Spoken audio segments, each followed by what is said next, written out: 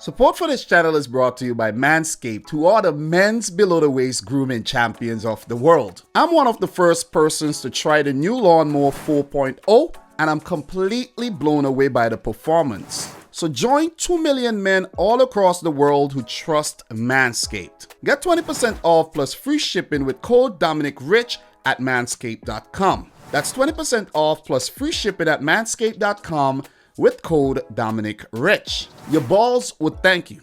If you got balls like Greg Berhalter, trust me, you're gonna need Manscaped. Guys, how are you doing? It's your boy Dominic Rich, back to recap match day 6 of CONCACAF's 2022 World Cup Qualifiers. We had a really exciting match day, I must say. It was so exciting that after the game between Mexico and El Salvador last night, I couldn't review the matches. I had to actually rest up and wait until this morning to talk about the games. Way too tired.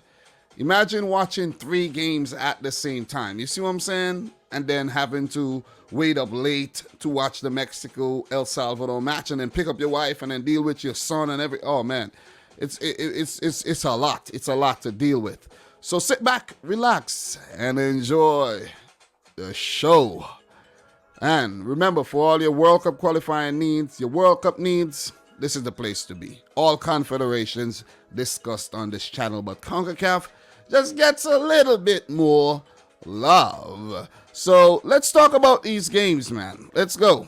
We got 4 matches to talk about, and let's not waste any time. But before we actually get into these games, this is how the table actually looks at the end of match day 6. Mexico on top with 14 points. They're almost in Qatar, definitely. Almost halfway through, almost in Qatar. I think about, they need about 10 more points and they'll be all right.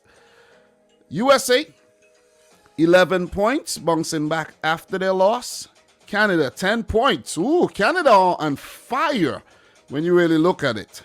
Panama, another slump, 8 points in 4th. Then the playoff spot. Costa Rica are right behind them in 6th with 6 points in 5th. Jamaica making a jump from 8th to 6th. So I know the Jamaican fans would be very ecstatic about this, picking up their first win in the World Cup qualifiers. El Salvador dropped to 7th after that loss against Mexico with 5 points. And Honduras, the only team in the octagonal yet to pick up a win, and we'll get into them pretty soon. So let's talk about these games, man. Let's have some fun with these matches, and I just want to give you my thoughts here. So let's start with the game between, first let me turn this alarm off. God damn, Jesus. Let's start with a game between, which game should I do first? I want to, listen, these games are so good. Let's talk about the Mexico-El Salvador game first, man. You know what I mean? Mexico made about 8 changes coming into this game. El Salvador just a handful of games. And Hector Moreno scored in the 38th minute from a corner routine. And then Mario Jacobo got sent off in the 48th minute. Jacobo in the 48th minute. And really go back and you look at the red card incident. It was outside the box, really. And yeah, should have never really been sent off, in my opinion. That was kind of harsh. It's kind of harsh. But El Salvador still fought. Nestor Rayo got sent off in the 67th minute to bring the teams equal, 10 men. And then Raul Jimenez put away a penalty in the 93rd minute. That was definitely a penalty without a doubt. Mexico wins the game 2-0 like I predicted. Look, I don't have much written down for this game. I don't have anything at all, any notes, because this game was late. I actually had to do some dishes that I had to go and pick up my wife from work and everything. So I was like, yeah, for this one, I can't write any notes down. I'll just enjoy the game. For the other 3 matches, I do have notes where most of the big incidents and events happen in the matches. But I have to say this about El Salvador. It was a valiant effort. Very, very valiant effort. Seeing that, look, you're playing against arguably the best team in CONCACAF. Despite them not winning the Gold Cup and the Nations League, they're still that team to beat. I'm not saying the USA are not that team to beat, but Mexico is still that team to beat in CONCACAF. And I think El Salvador played well. I think they played very, very well. They didn't really sit back and they were very defensive and played any negative type of football. They were, they took the game to Mexico, and all credit goes to Hugo Perez. And I have to mention one standout player here for the El Salvadorian team, Enrico Duenas. This guy has a bright future. I think he's a Dutch-born player, and he played for the Dutch national youth teams before. Saw him in a Dutch national shirt, when I Googled his name. He has a bright future. Just want to put that out there. But this Mexico team is showing their strength and depth, making so many changes and still picking up the win. Even though it wasn't a very, very convincing win, they still got the job done. They were able to rest up players and bring them off the bench later on in the game, and they got the win on the road. El Salvador were unbeaten at home before this game against Mexico. So this is great stuff. Great stuff. When you really look at the international break for El Salvador, they picked up 3 points in 3 games. Not terrible, but winning 1, losing 2, maybe 4 points would have been a lot better. But I think, they'll still walk away with their heads up, and 5 points in the first 6 games, not bad at all. For Mexico, they've been almost perfect. If you go down here to the table, 4 wins, 2 draws, 14 points. They're on course to qualify for Qatar. As I said, even though El Salvador went down to 10 men in this game after conceding, they still fought, and they still really, really give Mexico a good run for their money. Not a whole lot of chances, though. As you guys could see, 5 shots at goal, none on target. But look at the possession, 46%. They matched Mexico pretty much in every department, with the exception of final third play and their creativity. They did snatch at a lot of their opportunities shooting from distance. But Mexico, dominant, 14 shots, 6 on target, 54% of the ball, won the game, 2 goals to 0. If you take a look at the lineup quickly before we do move on, for Mexico, they were able to bring in Alex Vega and these guys. And Chucky Lozano, fixture of this 11 for, I think, all 3 games. That will be a positive sign for Mexico that they have their talisman fit again. Funes Mori able to come in and give Raul Jimenez a little break. Charlie Rodriguez, I think, had a very good game, along with Orbelin Pineda and Luis Romo. Look, Nestor Arroyo would be a problem because he got a red card. So he would miss the game against the USA. And the Mexican team has been a little bit so-so at the back, if you ask me, with a lot of rotation at the back. So they don't really have that constant backline, and that could be a problem for their defense with, the protection in front of Guillermo Ochoa, who didn't really have much to do in the game. In terms of off the bench, Hector Herrera, Jesus Corona, Raul Jimenez, Luis Rodriguez, and Jesus Gallardo was brought on to show up the team. For El Salvador, I don't really know many of these players, to be honest, because these are newly recruited players. But I have to say that El Salvador should stick to this plan. They should stick to the whole system that they have going for them right now, and don't panic and go on and sack Hugo Perez, because you sack Hugo Perez here, I don't know if you could find someone better to manage this team right about now, because if you really look at the 11, very, very solid 11, man. So hard luck to El Salvador, better luck next time. But for Mexico, they're on course to qualify for Qatar. In terms of the next games, El Salvador, they will play Jamaica. That'll be a home game for them against Jamaica. And then they play Panama to round off November. Only 2 matches in November, comparing to 3 that were played in September and October. So after the November break, we'll pass the halfway mark, and we'll, the table would really, really start taking shape by then. So let's just get back to this game. And for Mexico, their next match will be against the United States. That's a big one. November 12th, Cincinnati, Ohio. Big, big game. And then they play Canada. So 2 big matches in November. Mexico would look to come away with 6 points, but it's going to be very, very, very difficult, I have to say. So good luck. Definitely, you are going to need it. So let's move on to the next game, man. A big win here. Big, dirty win for Jamaica. Gotta say that, man. Kemar Roof in the 38th minute. O'Neal Fisher in the 79th minute. And this has been one of the best performances by Jamaica so far in World Cup qualifiers. I have to say this. And I've been giving Jamaica their props, though. You guys think I haven't been giving Jamaica their props? I have. I predicted 2-0 for Mexico's win over El Salvador, and that was the only prediction I got wrong.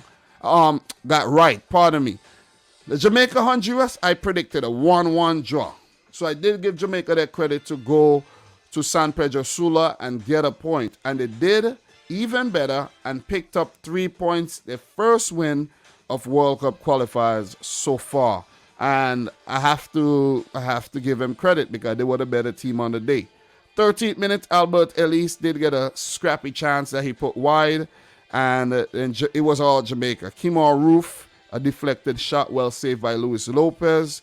A shot by Junior Fleming, saved again by Lopez. Another one by Devon Williams, saved by Lopez. And another shot in the 28th minute by, I didn't recognize who got that shot off because there were multiple games playing, but another save by Lopez. So Lopez had already made about 4 saves in the first half an hour of the game. And then Jamaica finally scored in the 38th minute when Honduras failed to clear the ball. It was quite unlucky, though. Very unlucky of Honduras to concede that first goal because the ball came in. It was a long ball played to Shamar Nicholson.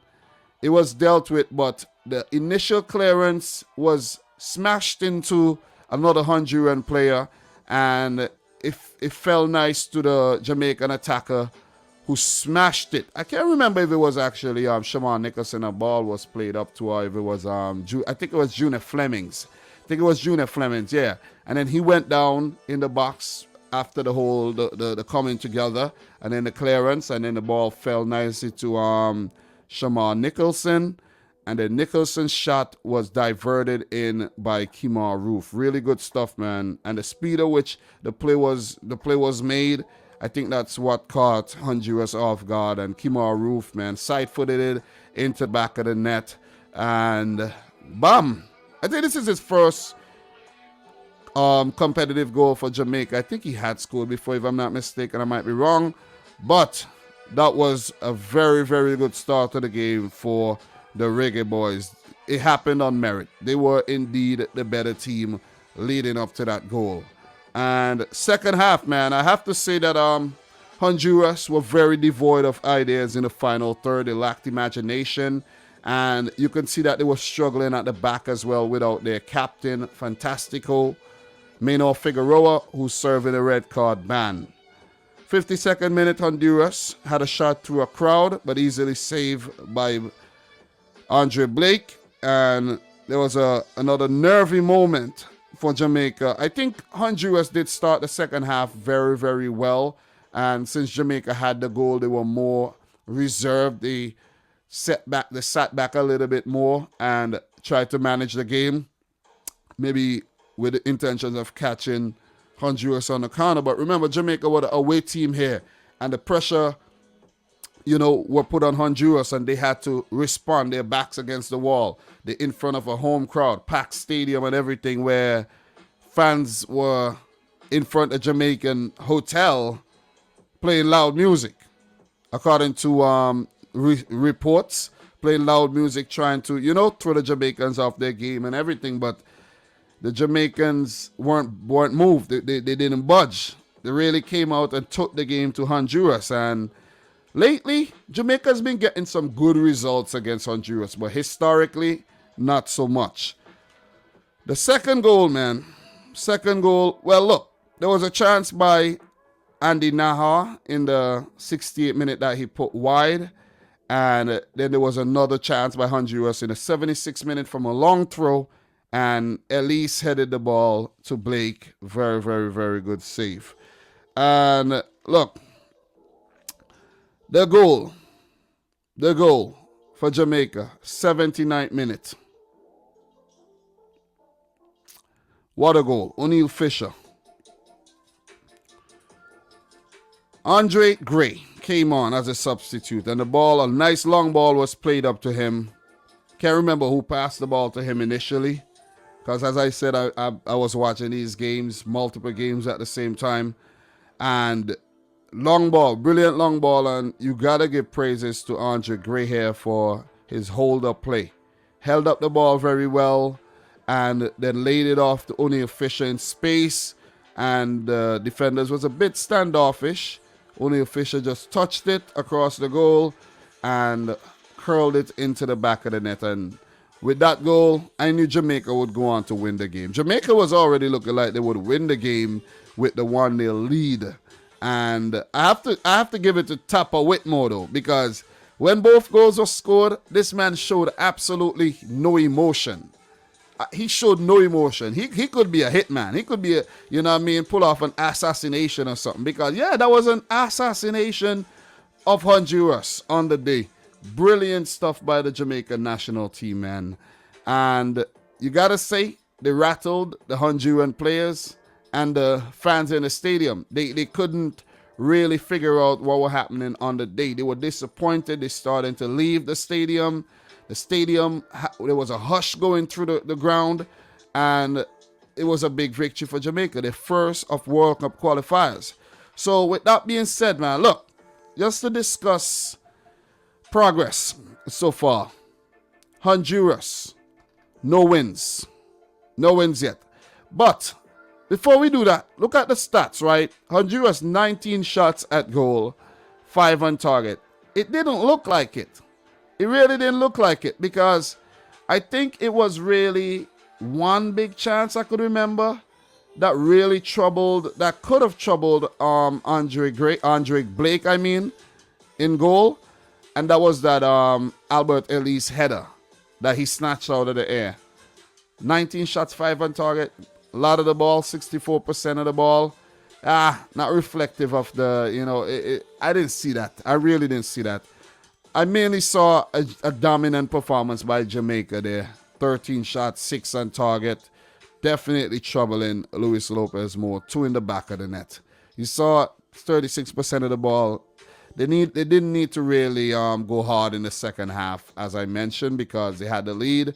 And it was proper game management, I think, by Jamaica. The proper game management. I got to give Tapa Whitmore his praises here for the substitutions that he made and everything. And they do deserve the win. They've traveled to Central America very well. Picked up the point against Costa Rica. And now all 3 against Honduras. And in their last game as well, the game against Canada, they did pick up a home point. So fairly good international break for Jamaica, I got to say. 4 points. 4 points out of, it's still 4 points out of 9, but still, it's good international break. Much better than the one in September. As I talk about progress here, Fabian Coito and Honduras, I think they'll be worried. They'll be worried. They got to worry. I don't think they should panic, but if you go down to the table, they should worry. Don't panic, but worry. Last 6 games played, 3 points, no wins. This is worrying. Fabian Coito, are they going to sack him? Let's wait and see. This is sacking material, if you ask me. I won't be surprised if sometime between now, maybe he's sacked already, and the next 2 weeks they sack him.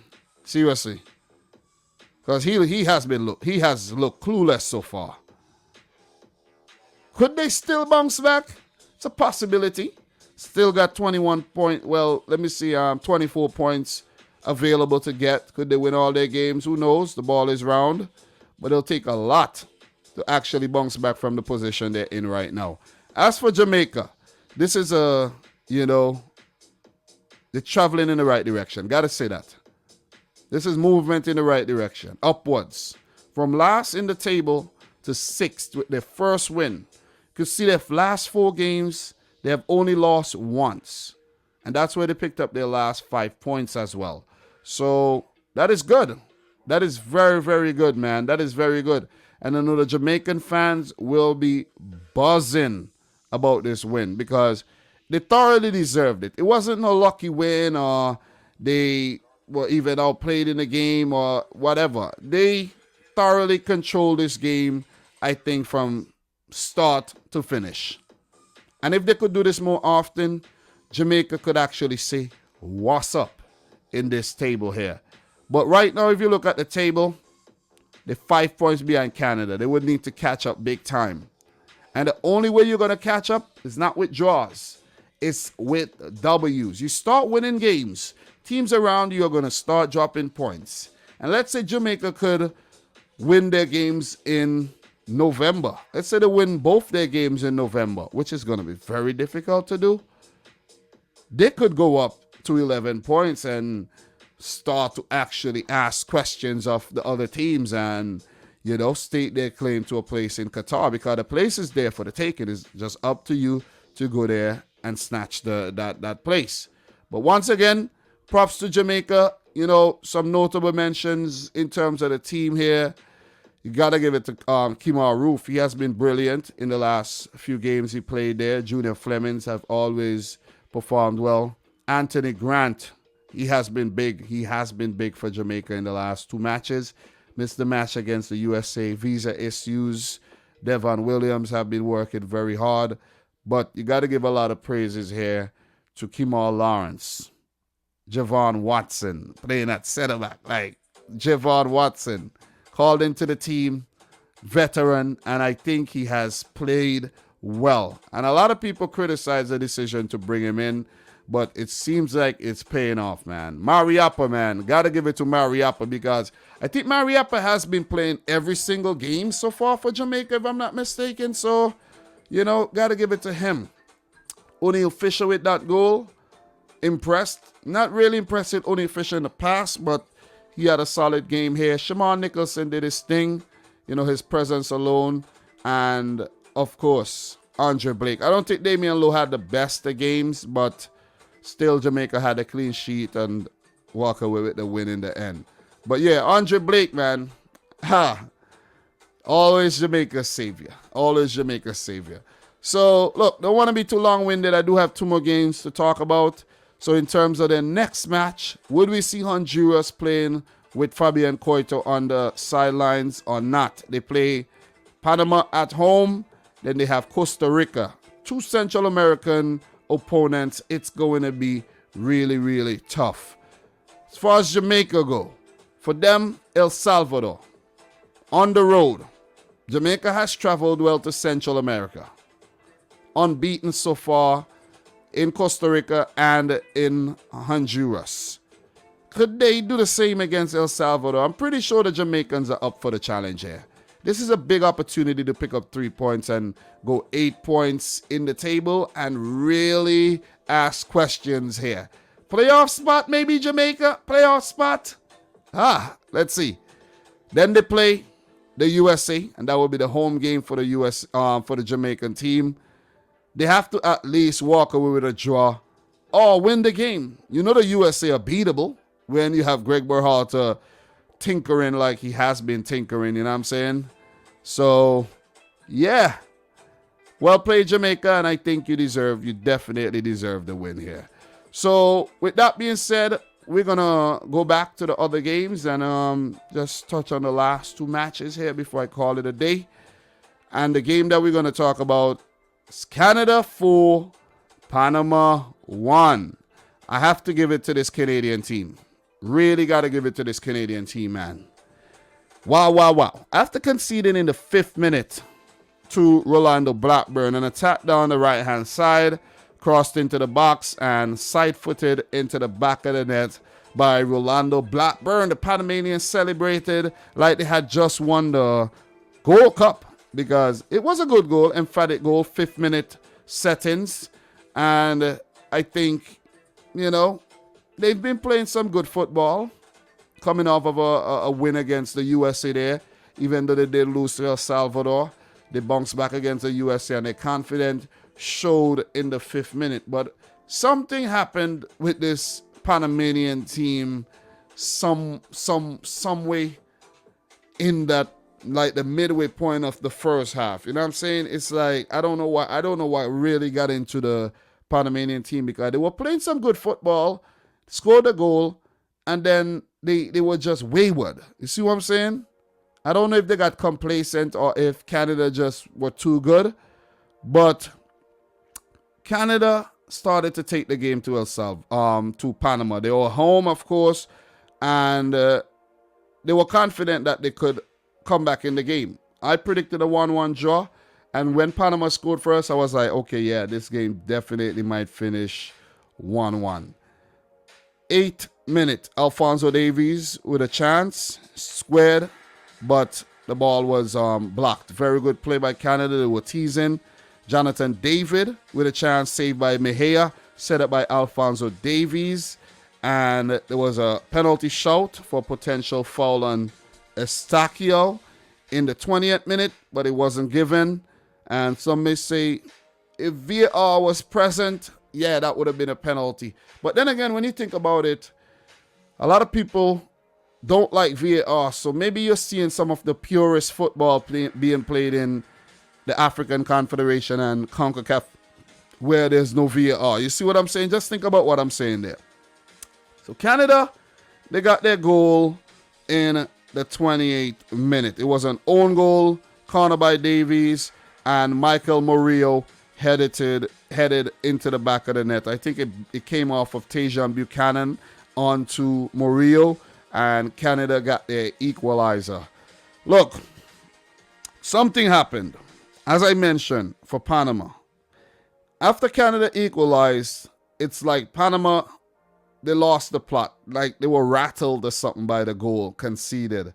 Because around the 45th minute, there was a mini brawl in the game. And one happened at the end of the game as well, before I forget to mention that one. And I think the Panamanians were a little bit touchy and very sensitive, because that substitute warming up actually touched Basinas while he was taking the corner. And Basinas, instead of just, laughing it off, he lost his head.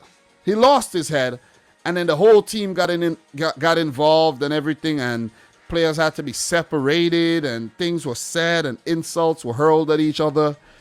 And I think that's where Panama actually lost the game.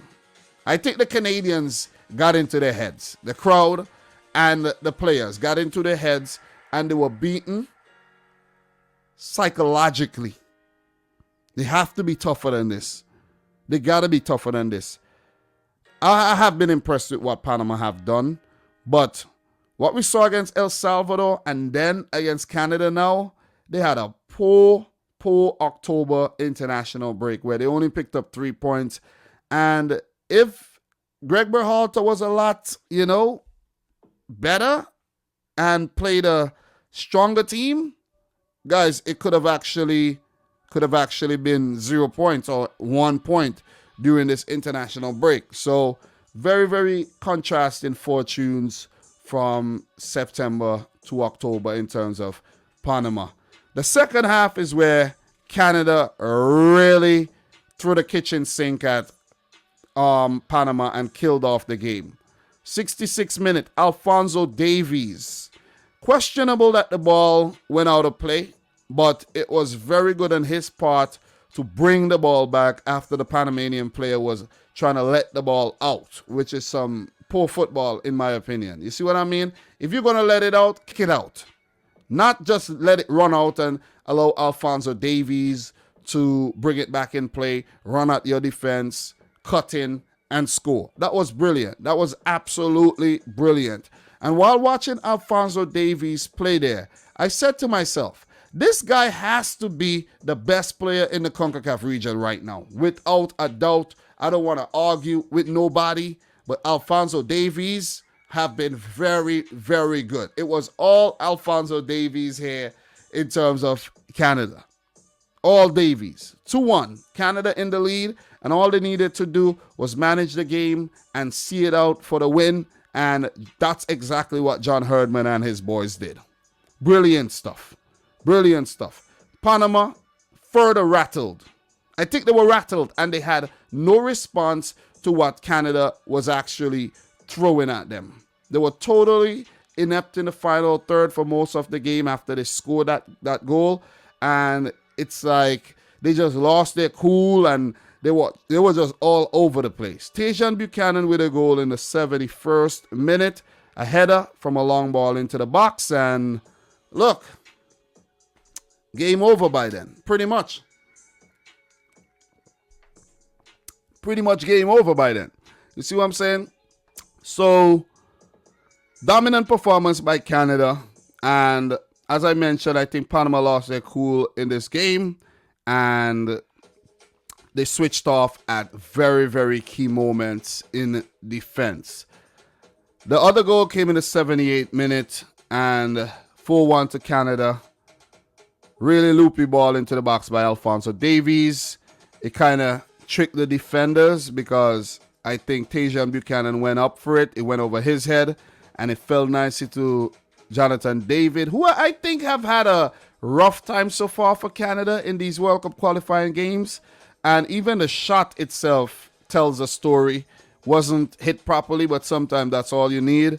And it just trickled into the far post. And when you really look back at the highlights, I wonder if that Panamanian player could have cleared that ball. He just watched it into the back of the net, and 4-1. Kripo did have to make a save in the 85th minute when Panama came close to pegging one back. But, you know, Kripo to the rescue. Not a whole lot to do during the game, and then the other effort was deemed offside.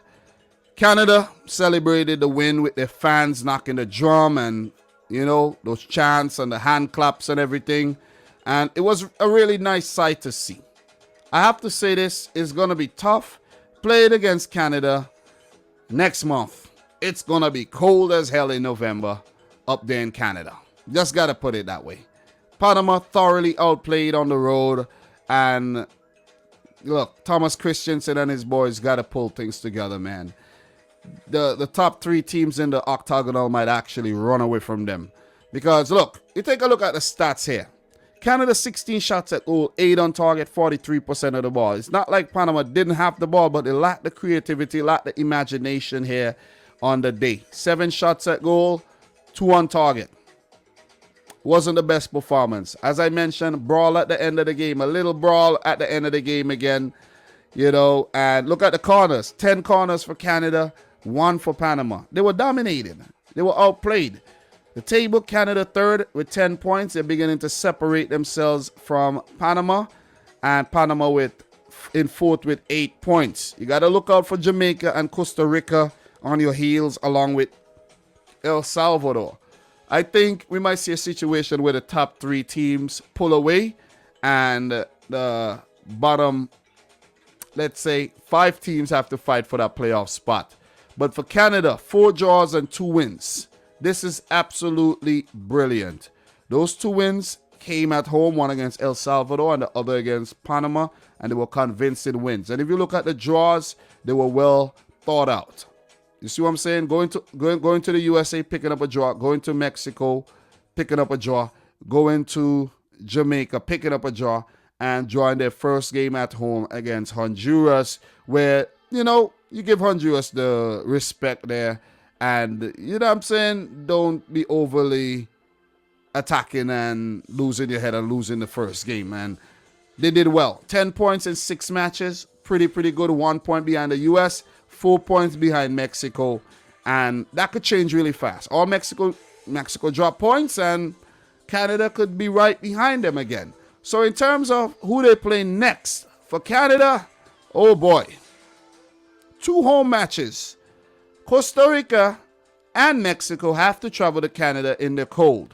This is going to be very difficult, and they have Honduras on the road in January, and another very, very difficult game, but the USA should be used to conditions like this as well. Look at, man, El Salvador, you're lucky you didn't have to travel to Canada in February, man. Wow. And I have to say, Jamaica are lucky not to have to travel to Canada in those months, because that would have been very, very, very difficult. As for Panama, look, they're getting very inconsistent now. They're really inconsistent right about now. Their next game will be against Honduras on the road, and then they play El Salvador at home. Winnable games, but are they going to win the games? I don't even know what to say about Panama right about now. I give Panama so much praises in September. Call them what? The team on top of the power rankings, and look at how they responded in October. 2 losses and a win against the USA of all teams. You see what I'm saying? So, yeah, that is why I can't understand Greg Berhalter and the USA at all, man. So, with that being said, let's talk about the match between the USA and Costa Rica. I do have notes for this one as well. I was watching 3 games at the same time, and, I still managed to write notes down. Funny thing about this game is that I started watching this game maybe about 3 minutes late, and I thought I would have gotten it on my Paramount Plus on my devices, but I couldn't find it, so I had to go on the TV, watch it on cable. And I said to myself, what if I turn the TV on and the USA already conceded? And to my surprise, or maybe I wasn't surprised, that Kesha Fuller had already scored in the first minute of the game. This was the youngest ever 11 fielded by any manager for World Cup qualifiers in the U.S. history, where Greg Berhalter made 10 changes, including the goalkeeper from the loss against Panama. Some may say it was justified that he made so many changes, but I have to say, you're tinkering too much, Greg Berhalter. Way too much tinkering. Paul Arriola was injured out, Weah started, and maybe it's a good thing. I don't rate Arriola like that, just got to put it that way. I actually thought he didn't have any goals for the U.S. national team, but he does have 8 in about 40 odd appearances. Was the 99 cap for Keylor Navas, who had to go off injured and didn't really work out for Costa Rica, because if they were to get any positive result, a draw that I predicted, a 1-1 draw, they needed their talismanic goalkeeper on the field, and he had to go off. Joel Campbell injured out of the game as well. And it was very, very difficult match for Costa Rica, especially after the U.S. took the game to them after conceding. So, Kesha Fuller in the first minute, crossed by Matarrita. But you have to give credit here to Brian Ruiz. Brian Ruiz set up this goal big time. Zach Steffen ran out of his goal, headed the ball away over Sergino Dest's head. The ball was going off for a throw-in, but Brian Ruiz back heel to, I think that was Ronald Matarrita, who ran to the byline. Sergino Dest had went off the field, and the cross came in, and some may say, oh, it was an offside, but it wasn't an offside. And a scrappy shot by Kesha Fuller went past Zach Steffen. I didn't really agree with Steffen's inclusion, to be honest, even though I'm a Man City fan and he's a Man City player. I thought that they should have went with Turner, seeing that he has started the last, I think, 11 competitive games, if I'm not mistaken. But he has been the goalkeeper of choice as of late, and it was a weird decision. I was saying to myself, here we go again with the USA conceding first. Remember the last time they played Costa Rica back in the 2018 World Cup qualifiers, they lost the game. You see what I'm saying? So I thought that was going to happen all over again. But I have to give it to this very youthful American team here who fought back well and took the game to Costa Rica. And after they conceded, they controlled the game pretty much for the rest of the match. Brilliant, brilliant stuff. Weston McKennie had a shot saved in the 14th minute. And then the chance came in the 25th minute that was taken. Brilliant build-up play to the goal. If you go back and you check the goal, brilliant, brilliant, brilliant build-up play as well. So, look, Weah with a switch over to Yunus Musa. And at that point, some may say maybe they were overplaying a bit, but Musa controlled well, pass to Des, who were playing a very, very advanced role on the day. And he just took a few touches. Costa Rican defenders very, very standoffish. And from the right side of the box, he just hit it with his left. Pass Keylor Navas in goal to Keylor Navas's right, up in the top bins there.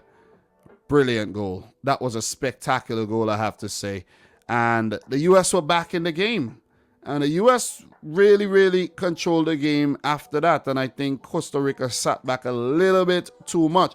Or maybe they had no choice, because when you really check the age of the Costa Rican players, where there were 6 players on the start in the starting 11, like 30 years and up, and there were 6 players in the U.S. team, 21 and under, you're going to get outran by the U.S. And they really, really took the game to Costa Rica and bossed the game. Very, very, very bossed the game, big time.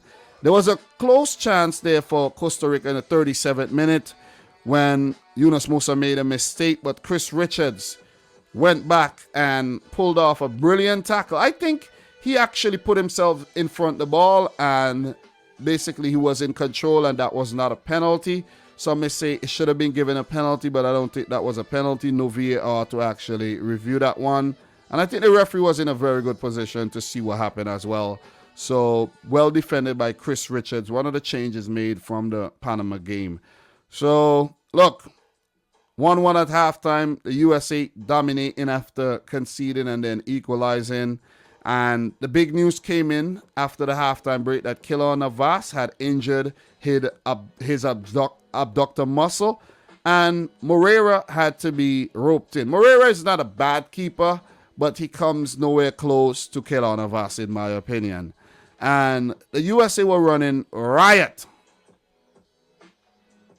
at Costa Rica in the second half as well. But Costa Rica had a chance to go ahead. And this is where the age come into play.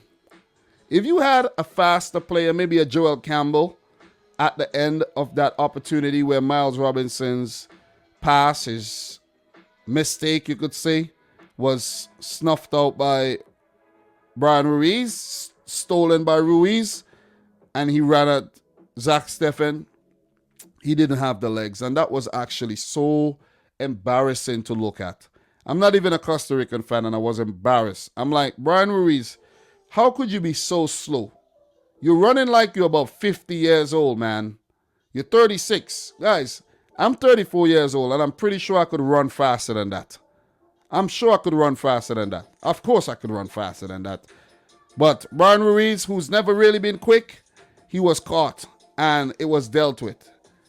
But you should have scored, or at least get a shot off to test Zach Steffen in goal. And I think that was an opportunity missed big time. The USA got their goal in the 66th minute. Weston McKennie with a crossfield ball, poorly defended by Kesha Fuller, who failed to intercept that ball. Weah got it, and he let it run, smashed it onto the post, off the post, onto Moreira, bounced in, spun into the back of the net, and the USA with the lead. Weah did get another shot saved by goalkeeper Moreira, and there was a potential foul on Pepe as well, I think for a penalty, and it was a given. Subs were made for the USA to actually manage the game, and Costa Rica also went on to make some substitutions as well.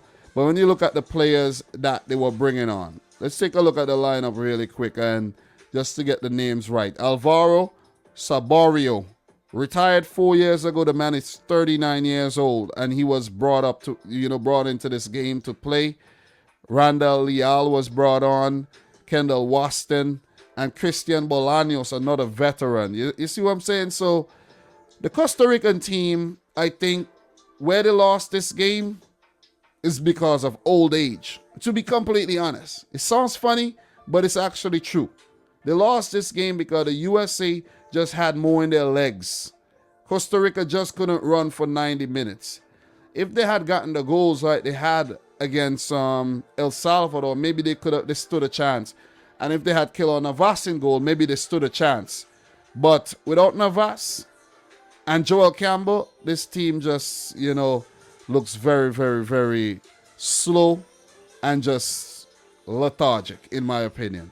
It's not easy to run for 90 minutes. Just want to put it out there. It's not.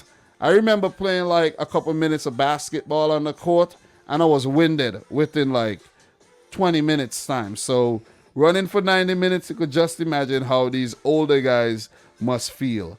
So look, man, I have to say that Costa Rica needs to trust their youth a little bit more. You see what I mean? And stop calling up all these veterans. Or what you could do is have a healthy mixture of both. But I have to give it to the USA here. 2-1 win at home, commanding win, statement win to go, to stay second in the table, bounce back after the Panama horror show, where I don't know what happened in Panama there, but it wasn't to be repeated again. And Greg Berhalter, I think he's still tinkering too much. You're making 8 changes for this game, 10 changes for this game. But look, I know the USA has the depth and all, but come on, man. You ain't got to be flexing like that. Sometimes when you flex, it becomes your downfall. And Greg Berhalter has to be careful here, dropping points left, right, and center. Because if you check the thing, they have dropped points in 3 out of 6 games already, and that's not acceptable. I know they're second in the table behind Mexico, and they were top. Still, it's unacceptable. Got to be more consistent than that, man. It's 6s and 7s with Greg Berhalter. Stats for the game: the USA dominant with 12 shots at goal, 5 on target, 64% of the ball. Costa Rica, 4 shots at goal, 3 on target, 36% of the ball. Weren't good enough, in my opinion. Weren't good enough. The USA, the next games, man. Next games. Mexico, Cincinnati, Ohio. Big game, November 12th. This is a huge game. It will be a bit cold, so the advantage would be there for the USA. I don't know how cold it's going to be. Sometimes in November, it's not that cold, Maybe in Canada. And then they go to the Caribbean in the hot Jamaican sunshine to see if they could pick up 3 points. Look, the USA may just get 1 point or 2 points in November if you really look at the schedule there. But Greg Berhalter, he would want to defy the odds, continue to, dominate Mexico in 2021, and upend Jamaica to get all 6 points as well. For Costa Rica, nursing home of Costa Rica, they play Canada next. That's not going to be good. The game against Honduras, I think, they'll compete here. Those 2 teams have not been playing well at all. So, look, guys. Look, it has been long, but it has been fun. I think this is my longest review, though. About almost an hour. So, geez, man. Geez, I had a lot to say about these games. And rightfully so. So, once again, this is what the table looks like after match day 6. We'll have to split these up into separate videos as well, separate clips to just let it, get easily seen.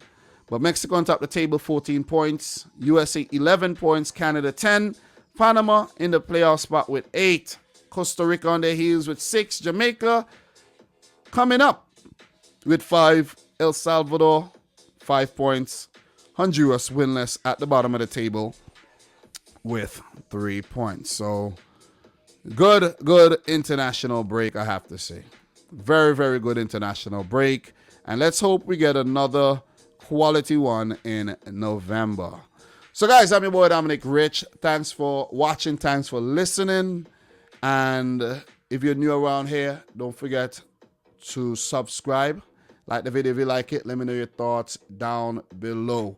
Don't forget, for all your personal grooming needs, head on over to manscaped.com. Use the coupon code Dominic Rich to get yourself 20% off your orders. Trust me, your balls will thank you. Christmas is coming up. Birthdays are always there. Treat yourself or a loved one. Take your confidence from about a 60 all the way to 100. All right? So from your boy Dominic Rich, thanks again. Until next time, peace out. Rich Squad.